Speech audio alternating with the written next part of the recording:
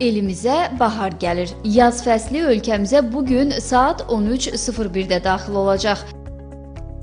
Sabah yerli vaxtla 13:01-də Günəş göy ekvatorunu kəsərək göyün cənub yarımkürəsindən şimal yarımkürəsinə keçəcək və astronomik yaz başlayacaq. Yerin orbiti səmada göy ekvatoru ilə iki nöqtədə kəsişir: yaz bərabərliyi nöqtəsi və payız bərabərliyi nöqtəsi. Və həmin nöqtələrdə günəş şüaları yerin səthinə paralel düşdüyündən gecə ilə gündüz bərabərləşir və bütün coğrafi enliklərdə gecə ilə gündüzün uzunluğu 12 saata bərabər olur. Yaz bərabərliyi gündən sonra şimal yarımkürəsində gündüzlər uzanmağa başlayır, gecələr isə qısalır və bu proses yay günəş duruşu gününə qədər davam edir.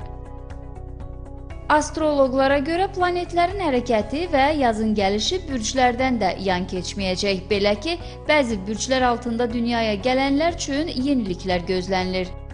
Qoçlar üçün çox uğurlu bir zamandır və hər bir fərdin xəritəsində Qoç bürcünün düşdüyü ev mövzularında yeni enerjilər başlayacaq. Deməli, Yupiter planetinin may ayının 29-unda Əkizlər bürcünə keçməsi ilə ölkəmiz də Azərbaycan xəritədə Əkizlər bürcünün təmsilçisidir. Ona görə də Yupiterdə bolluq, şans və bərəkətin planeti olduğu üçün ölkəmiz üçün bu il çox məhsuldar, çox şanslı bir, belə deyim də, perioda işarədir.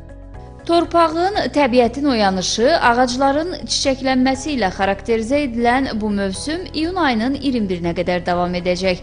Yaz fəslinin uzunluğu 92 gün 17 saat 40 dəqiqə 46 saniyə olacaq. İyunun 21-i saat 06:42-də baharı yay əvəz edəcək. Həmin gün ən uzun gündüz və ən qısa gecə olur. Nilufər Səlim, Emin Tağıyev, Çinarə Vaqif, Telesəhər.